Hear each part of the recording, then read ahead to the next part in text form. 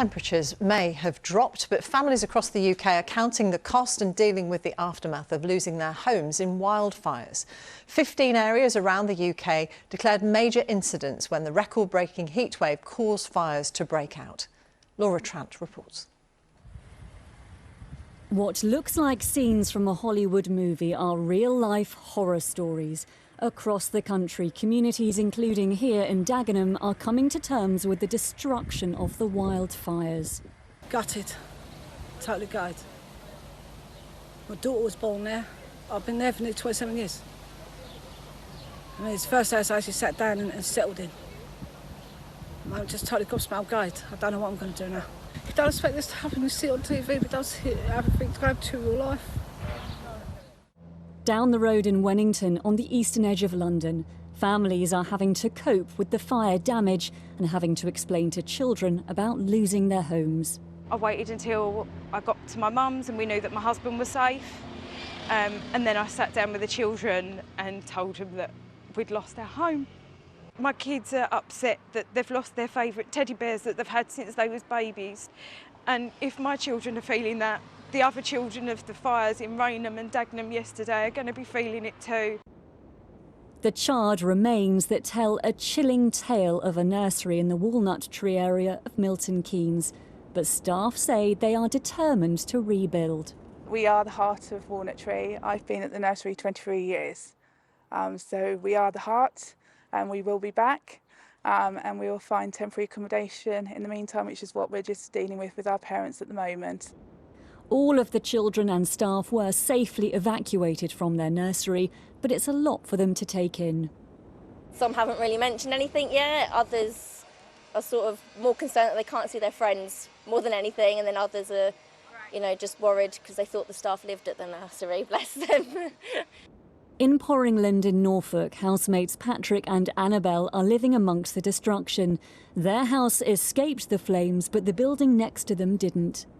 In the back of our gardens, it seems like a war zone, to be honest. The police had kind of cordoned off the road as well, making sure people were all right. There wasn't really much in the back, just kind of everything was chaotic, really. And to come down in the morning, you think, oh, I hope it was a dream. But in reality, everything was a mess.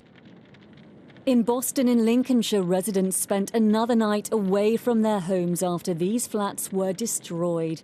Although some flats escaped the worst of the damage, there are questions about how structurally sound they are. We have some kit inside the building, but we won't be able to retrieve that because it's not safe to go in and fetch it. So we have to look at then the impact of that on neighbouring buildings as well. In Barnsley in South Yorkshire, at least 4 homes on Woodlands Drive have been completely demolished by the fires, including Dave Cooper's parents' house. There's some personal things that we've lost that were sentimental to us. This was my parents' house. But possessions, they can be replaced. But everybody's safe, that's the main thing. Everybody's safe and everybody's well. I think the neighbours have all come together really good. Fire brigades across the country are urging people not to light barbecues or bonfires and to avoid dropping cigarettes. The ground is so dry, the smallest spark can cause a massive fire. Laura Trant, BBC News. Stretched to the limit during Tuesday's wildfires, London's fire chief reveals how the brigade were down to their last few engines. Yesterday, we told you how the London Fire Brigade had its busiest day since World War II as it tackled fire caused by record-breaking temperatures. Today, we learned that at one point, London Fire Brigade only had 3 fire engines left to deploy for the whole of the capital. It's why London's fire chief met the Home Secretary this morning, making the case for more resources. He then went to Plaistow with Mayor Sadiq Khan to thank firefighters for their efforts. Here's our political correspondent, Carl Mercer. This was Dagenham on Tuesday, one of more than 1,100 incidents London's firefighters had to deal with that day, their busiest since the Second World War.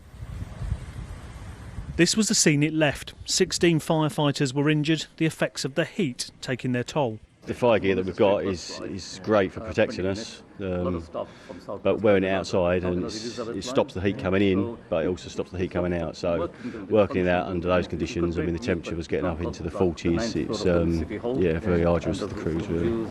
Regrettably, we lost several homes across London. I think it's up in the 40s, and that's our thoughts and condolences goes out to those families. I can't imagine what they're going through, losing your whole home. But what we did do was save lots of other houses and lots of other areas of the community. Today there was a thank you from their boss.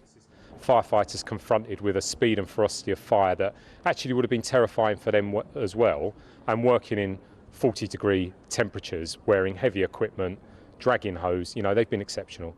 He also revealed just how close the brigade came to having no fire engines left to answer calls. The closest we got, we were left with 3 at one point, but to be frank, we were moving appliances all the time. It was the most dynamic situation I've ever faced as a firefighter.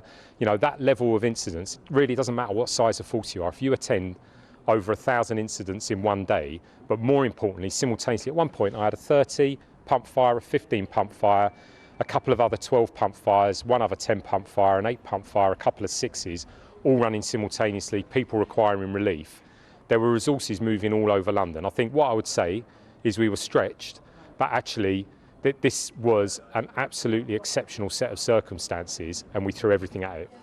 London's ambulance too has been stretched this week with the heat and the fires. We've seen 20,000 999 calls over the last 3 days. That's one call every 13 seconds.